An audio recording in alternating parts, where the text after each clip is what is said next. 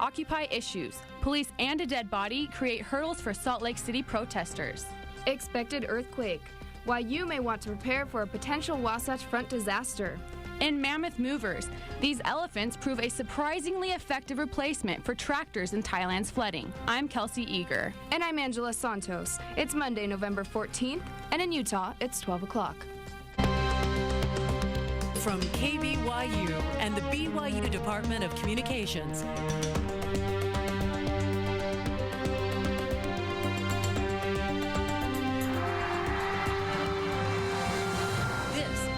Award-winning 11 News at noon. Salt Lake City Police cleared the Occupy Salt Lake protesters out of Pioneer Park, which was the base of the group's headquarters. 11 News reporter Brooke Davis was at the park last night.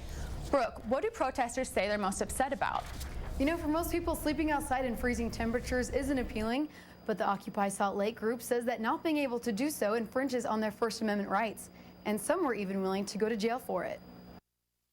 For the first time in over a month, life at Pioneer Park seemed to return to normal.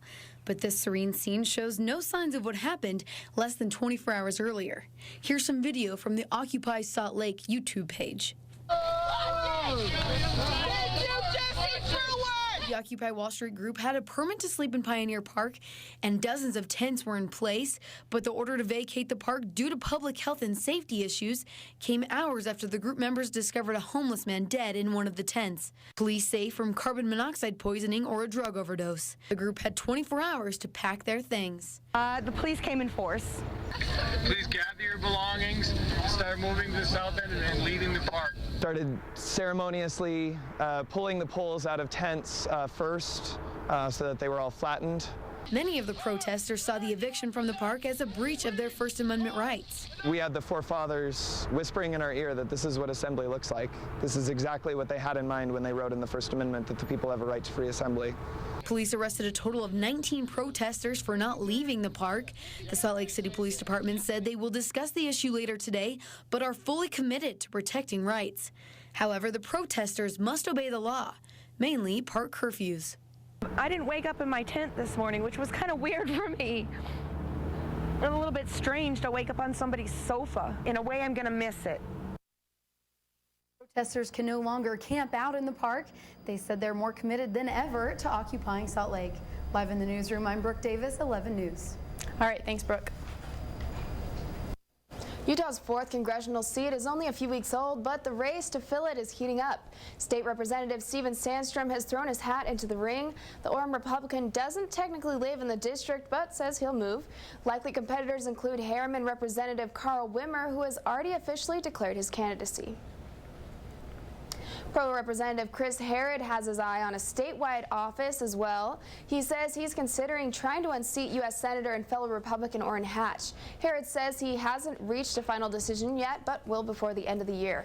Herod already has fans, especially among those who joined him in opposing controversial House Bill 116, which was based on the Utah Compact for Immigration Reform. Utah Transit authorities say a recent audit revealed that a UTA sergeant committed alcohol violations at President Obama's inauguration. UTA says the sergeant left his post early and continued to drink till 1 a.m. The audit also says that other UTA officers were consuming alcohol before boarding the plane to D.C., but only one received a letter of caution.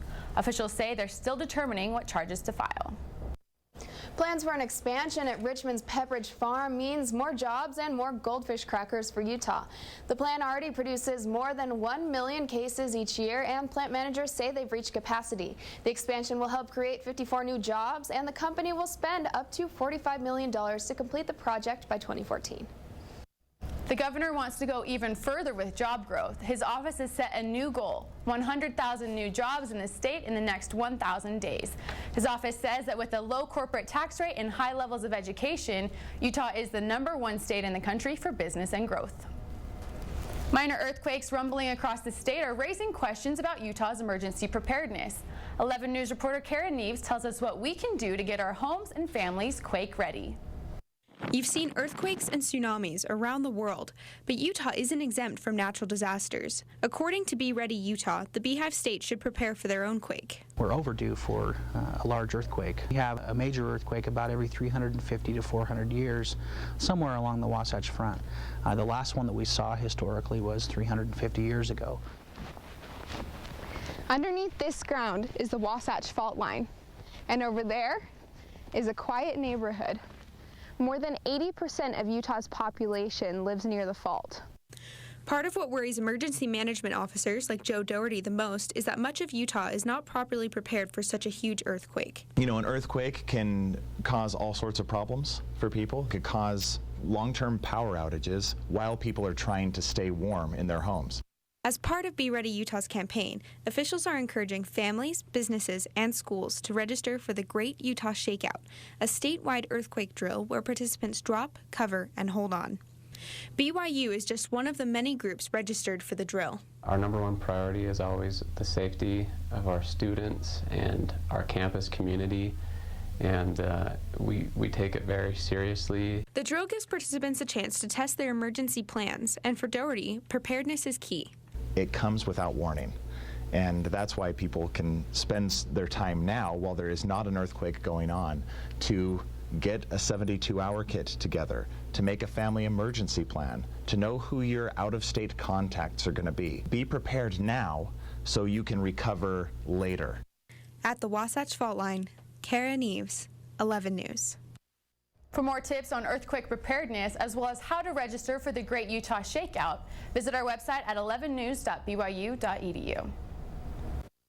A sudden avalanche at Snowbird Ski Resort killed a professional skier. 38-year-old Jamie Pierre of Montana was skiing with a friend at the closed resort yesterday when an avalanche hit. Pierre is known for setting a world record cliff jump in 2006, jumping 255 feet off a cliff on skis. The Utah Avalanche Center warns that skiing at ungroomed resorts is dangerous. When 11 News at noon returns, heavy helpers. These elephants are pulling their weight and helping Thailand clean up a mess. And elderly charity, Spanish Fork seniors are sending their best efforts to give help to children in need of a happy holiday season. Stay with us. Women at the Spanish Fork Senior Center have been working all summer to give kids a cheery holiday season. 11 News reporter Jocelyn Langford tells us about their unusual handmade and heartfelt gifts. 'Tis the season of generosity, and the folks at the Spanish Fork Senior Center got into the holiday spirit early this year so that their gifts to children in need would be ready in time. We started about the 1st of May, and until now, we just are finishing up now. Women at the Senior Center and many of their friends and family pitched in to crochet, knit, and sew dresses for dolls. Each doll comes complete with a dress, a blanket, and their own unique personality.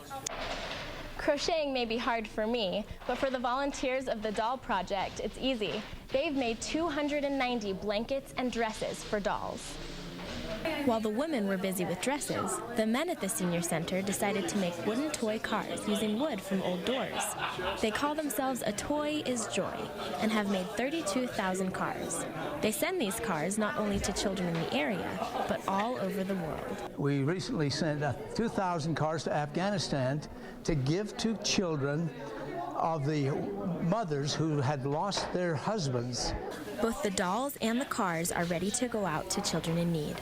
Oss decided to give the toys to the local police force for them to distribute. I mean, there's so many different circumstances where we have the opportunity to share these toys, you know, with these kids. In Spanish Fork, Jocelyn Langford, 11 News. Amazing. The sergeant says the officers will keep the toys in their patrol cars so they can give them out wherever they go. A record high number of international students are coming to the U.S. to get a college education. A new report says more than 723,000 students from other countries enrolled last school year. The Institute of International Education says students spent more than $20 billion on tuition and living expenses, which spells good news for our economy.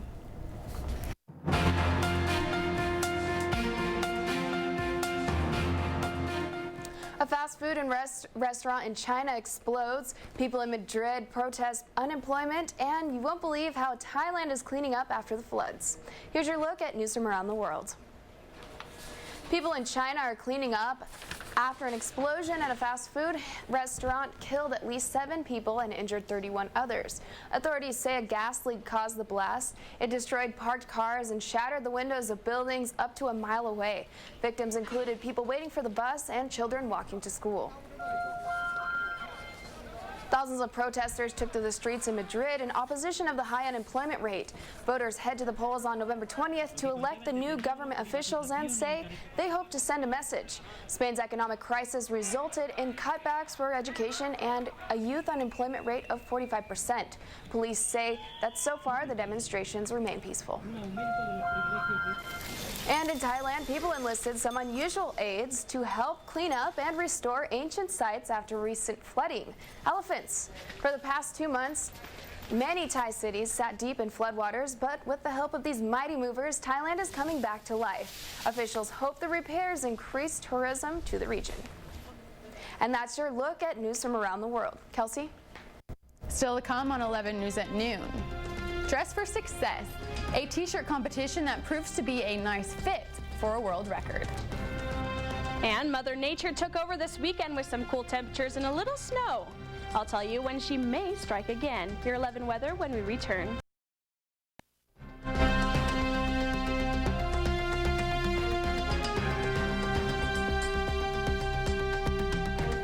So Sarah, when's the next snowstorm coming? Not that I'm excited or anything, but I just need to prepare. Please don't be anytime soon. I'm in short sleeves, willing this cold weather away slowly. All right. Kelsey, are you really wearing short sleeves in November? I'm crazy. I know you're from Texas, but seriously, you've lived in Utah for 4 years.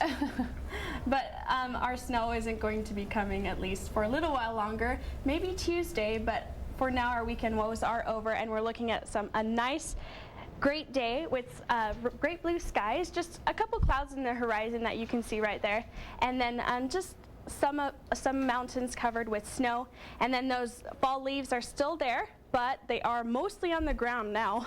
Currently outside it is 43 degrees with 56% humidity, so it is definitely heating up since our really chilly morning. What you can expect for the day, it is going to heat up to 52 degrees. And what you're feeling now basically is what you are going to be feeling for the rest of the day. And then those clouds that you're seeing in your horizon are going to stay as well. So it's going to be mostly sunny. And then that sunset's coming in still pretty early, and at 5:10, so by 6 o'clock, it is definitely going to be dark outside. Now across the United States, we're looking at a storm that came from the north and affected us over the night, but over the Pacific Northwest, that's when it's really getting affected. They're having those cloudy, rainy days, and that stream is going to flow through Utah and affect us mostly tomorrow. Today it's just leaving a couple clouds here and there, especially affecting us in the north. Up in Logan, it actually is really cloudy up there, and they're hitting about 46 degrees.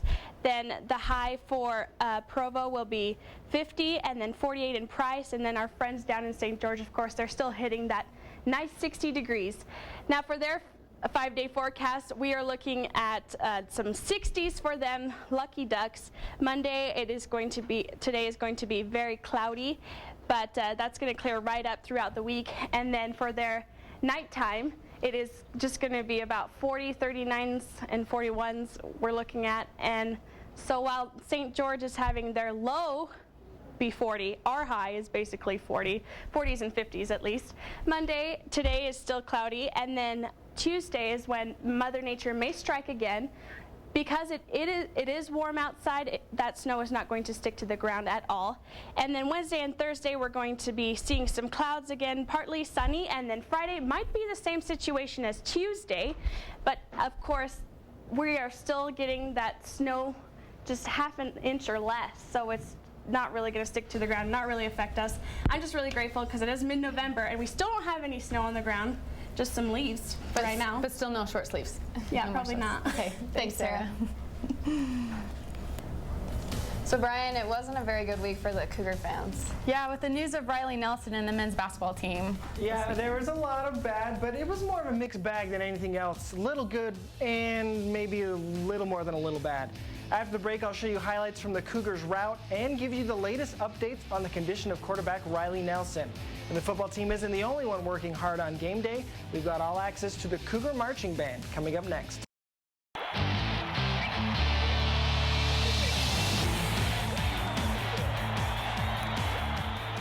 The last time the Cougars played the Idaho Vandals, they lost 49-6 at home. But that was in 1955.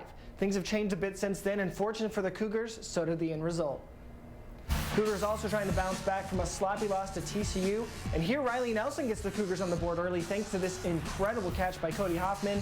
What a big loss for Cougar fans on the play. Nelson gets hit hard and would leave the game with a broken rib and punctured lung, and he wouldn't return. So in comes Jake Heaps, and he would impress, connecting with Hoffman here, who led all receivers with 114 yards and 2 touchdowns. Later on, second half now, and the route is on. Michael Elisa up the middle, turns on the afterburners, and 38 yards later, the Cougars are on top, 35-0. And yes, it was just Idaho, but Heaps looked good in his first major action since the end of September, throwing his second touchdown of the night, as the Cougars easily win 42-7. But even with the performance, Coach Mendenhall said that as soon as Riley's healthy, he will continue to be the starter. Again, this isn't about his inability to play. This is simply about his ability to continue to learn and grow and be tutored and mentored and grow over time, knowing that he basically is the equivalent of a redshirt freshman. You might be surprised to learn that the BYU Marching Band puts in just as many hours as our football team. 11 News sports reporter Brianna Carr marched alongside the band in their typical game day. Muscles may not be as sore as the power of the Wasatch, but the power of the Wasatch joins the football team in marching into Lavelle Edwards Stadium every week. 3 hours before the game, and they're already in the locker room. Out on the field, they warm up, but not in the usual way. They aren't the football team, they're the band. It's not a surprise that the BYU Marching Band is known as the power of the Wasatch, considering they power through 3 hours of pregame and an entire postgame hour of playing, cheering, and entertaining. Although the drumline and brass instruments may come to mind when thinking about the marching band, the color guard girls are there too. They may not have eye black, but they have the next best thing, mascara. When we curl our hair, it takes a lot longer in getting all the makeup and everything done. So if the game starts at about 7 o'clock, my game day starts at 3 o'clock. The band doesn't just look and sound good. They're the ones that make the BYU football game experience what it is. We are the game day.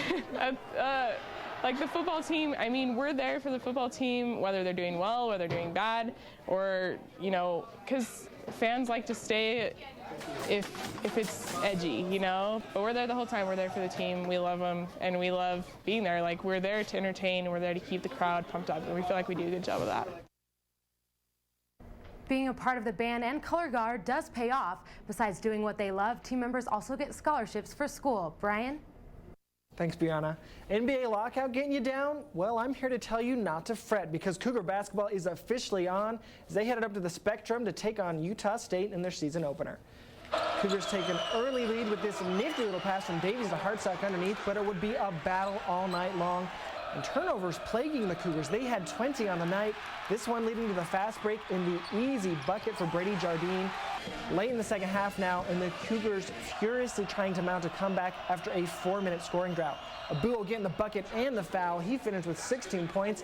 And then Brandon Davies shows us his slick moves, hitting the jumper over a sprawling defender. Cougars within 5. That's as close as they'd get. Too many mistakes doomed the Cougars. Aggies win 69-62. To the women's game now, where the Lady Cougars are looking to upset 6th-ranked Duke. And early in the second half, Haley Hall-Steed gives the Cougars a lead with this 3. She finished with 12 points, but Duke would pull away, proving why they are 6th in the country, getting the win 61-55. So going back to Riley Nelson, do they know how long it's going to be until he gets back they playing? say it normally is about 4 weeks, so he could perhaps be back for the Hawaii game, but we'll just have to see. We hope so. Not bad, yeah. Thanks, Brian. Still to come on 11 News at noon. Layer up. Can you guess the size of the largest shirt in this competition? We'll tell you when we come. An Iowa t-shirt shop owner beat the Guinness World Record for wearing the most shirts.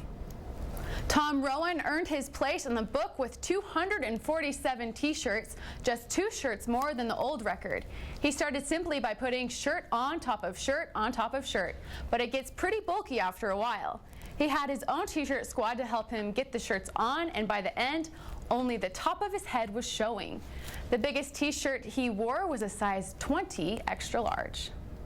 Do you know that shirt fits a king or a queen size bed? No way. That is ridiculous. I wonder just actually how they got the shirts off him. Did they have to like cut it? They out must have, or how long it took him. I bet he was standing there for quite a long time. Way too claustrophobic. I feel like that guy was just so heavy. I wonder if like how hard it was to get out of those He looked like a sumo with all waddling around. He probably couldn't breathe under there, huh? That doesn't sound good. That's your 11 News at noon for Monday, November 14th. You can join us anytime on our website, 11news.byu.edu. Thanks for watching and have a great afternoon.